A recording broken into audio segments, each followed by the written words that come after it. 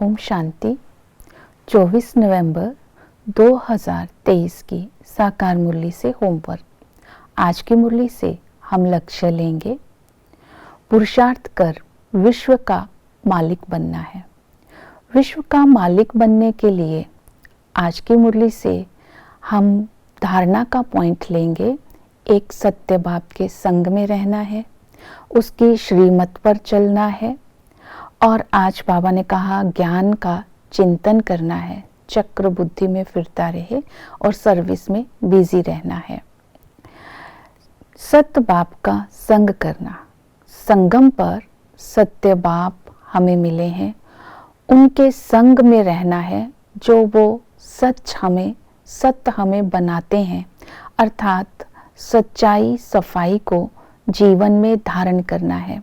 सच्चाई सफाई को जीवन में धारण करने से हम इस विश्व सागर को पार कर लेंगे। कोई भी किसी भी प्रकार की भूल होती है तो बाप को सत्य बताने से हमारी स्व उन्नति होगी। इस बात पर अटेंशन देना है। सत्य बाप के संग में रहने का आज अभ्यास करना है। दूसरा है श्रीमत, जिसको बोलेंगे धारणा। श्रीमत पर अच्छी रीति चलने से हम श्रेष्ठ बनते हैं। तो श्रीमत के लिए आज बाबा ने कहा, अगर निमित्त कोई हमें डायरेक्शन देते हैं तो उसके प्रति व्यर्थ संकल्प नहीं उठाने हैं। अगर उसका फैसला रॉन्ग भी हो जाता है तो बाप जिम्मेवार है। तो आज इस डायरेक्शन को, इस धारणा को अपने अंदर पक्का करना है। दूसरी श्रीमत है कि पढ़ाई पढ़नी है और औरों को पढ़ानी है, यही बाप के स्नेह का रिटर्न है। तो ये पढ़ाई पर आज अटेंशन देंगे। तीसरी धारणा है, यहाँ अपनी सेवा दूसरों से नहीं लेनी है, अर्थात देह अभिमान में आकर महारानी नहीं बनना है। माता पिता समान सर्विस करनी है, अर्थात सेवा में स्वयं को बिजी रखना है, दूसरों से सेवा नहीं लेनी है।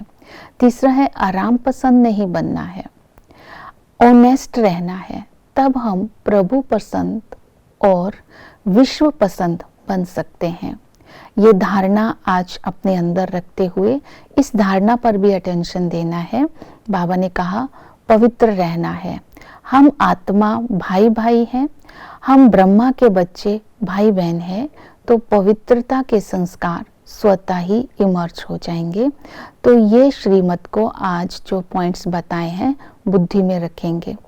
तीसरा है विश्व का मालिक बनना है तो अपनी बुद्धि को ज्ञान से भरपूर रखना है, अर्थात ज्ञान का चिंतन करते रहना है कि सतयुग त्रेता में हमारा सुखी जीवन होता है। सतयुग त्रेता में 21 जन्म गाए जाते हैं, आधा कल्प ये ज्ञान की प्रारब्ध होती है। तो इस समय सभी आत्माएं सतो प्रधान होती है। द्वापर कलयुग के है 63 जन्म। यहाँ भी द्वापर में रजोगुणी होते हैं और कलयुग में तमोगुणी होते हैं। जब यहाँ पर भी भक्ति स्टार्ट होती है वो भी रजोगुणी और तमोगुणी होती है। जब हम पतित बन जाते हैं, दुखी हो जाते हैं, तो संगम पर बाप आते हैं। ब्रह्मा द्वारा हम ब्राह्मणों को रचते हैं।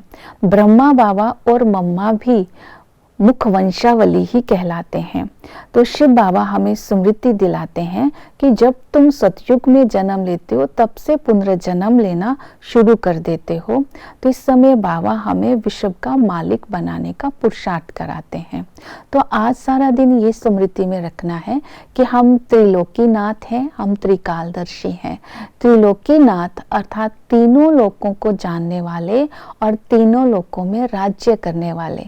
त्रिकालदर्शी अर्थात आदि मध्य अंत की नॉलेज को बुद्धि में रखने वाले। इस आदि मध्य अंत की नॉलेज जो हमें संगम पर बाप से मिलती है, इससे जब हम बुद्धि में रखते हैं और इसको कर्म में यूज करते हैं तब हम आत्माएं पुण्य आत्मा बन जाती हैं। तो इसी तरह इस समय बाबा हमारी सदगति करते हैं। जब हमें सदगति मिल जाती है तो ये नॉलेज बुद्धि से प्रायलोप हो जाती है। तो इस तरह त्रिकालदर्शी बनकर ज्ञान का चिंतन भी करते रहेंगे और अपने कर्मों को श्रेष्ठ बनाएंगे, अपने आप को सर्विस में बिजी रखेंगे। तो आज बाबा ने कहा तन मन धन को सर्विस में लगा लगाना है और सर्विस करते समय आवाज़ बहुत बुलंद होनी चाहिए और ज्ञान के अच्छे अच्छे पॉइंट्स बुद्धि में होने चाहिए। पवित्रता की धारणा और सच्चाई सफाई होगी तो ज्ञान का तीर दूसरों को लगेगा। अगर धारणा खुद में नहीं है तो दूसरों को नहीं बोल सकते कि काम महाशत्रु है। यह बताना है कि हमारी 84 लाख योनियां नहीं होती हैं और सबके 84 जन्म नहीं होते हैं। आत्मा निर्लेप नहीं होती है। इसमें यह भी बताना है, जो बोलते हैं अंतकाल जो पुत्र सिमरे वल वल योनि सोए, तो कहने का भाव मनुष्य मनुष्य बनता है, मनुष्य जानवर नहीं बनता है। ये भी बताना है कि गीता का रचता कौन है, गीता को जन्म किसने दिया, तो शिव बाबा और कृष्ण के कर्तव्य और महिमा का अंतर भी बताना है। मैसेंजर जो भी आते हैं, जैसे क्राइस्ट का एग्जाम्पल दिया, वो पवित्रता के बल पर धर्म की स्थापना करते हैं। पवित्र आत्मा को पहले जन्म में दुख नहीं होता है, अर्थात उसको क्रॉस पर नहीं चढ़ाया गया। तो ज्ञान को समझाने में निर्भयता भी होनी चाहिए। तो इस तरह आज ये ज्ञान का चिंतन करना है, सर्विस में रहना है, धारणा करनी और बाप के संग में रहना है, तो हम विश्व का मालिक भविष्य में बन सकते हैं। ओम शांति।